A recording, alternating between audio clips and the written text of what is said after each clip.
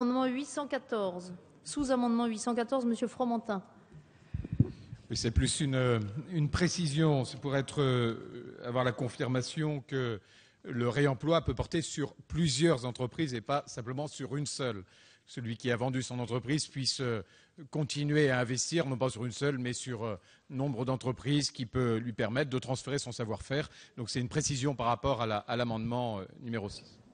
Merci, Monsieur le rapporteur général, sur le 814.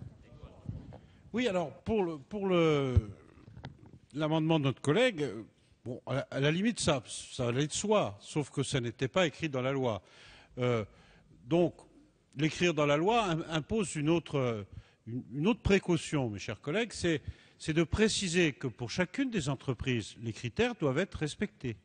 C'est-à-dire que, comme on demande à ce qu'il y ait un investissement minimum, des durées de détention minimum, donc il serait bon que le ministre, dans sa réponse, si tant est qu'il suivait l'avis du rapporteur général, ce qui arrive quand même assez souvent, il serait bien que le ministre précise ce point dans sa réponse pour éviter tout contentieux. Donc voilà, la Commission, je dois vous le dire, n'a pas examiné votre amendement pour les raisons de délai que chacun sait, mais à titre personnel, je pense refléter l'esprit du travail qui nous a animés en considérant que votre amendement pourrait être inscrit sous la réserve que je dis, c'est-à-dire que le gouvernement indique que chacune des entreprises doit vérifier le critère de réemploi qu'on a déjà évoqué à plusieurs reprises.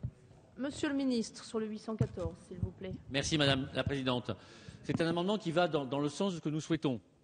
Le rapporteur général a levé peut-être les doutes que je pouvais avoir. À mon tour de lever les siens. Il va de soi, dès lors qu'il s'agit d'un sous-amendement, que les conditions de réemploi dans plusieurs entreprises sont les mêmes que celles qui prévalaient dès lors que le réemploi n'aurait concerné qu'une seule entreprise. Donc il est bien entendu que les conditions de réemploi dans chaque entreprise sont celles que nous souhaitions voir dans le texte initial, respectées en cas de réemploi dans une seule. Ces explications que je me permets de donner semblant vous agréer, monsieur le député, et dès lors que le rapporteur général n'a pas manifesté d'opposition, pour ma part, je donne donc un avis favorable. Merci. Je le mets donc aux voix avec l'avis favorable du gouvernement et du rapporteur. Le 814 qui est pour, qui est contre, il est adopté. Le 799.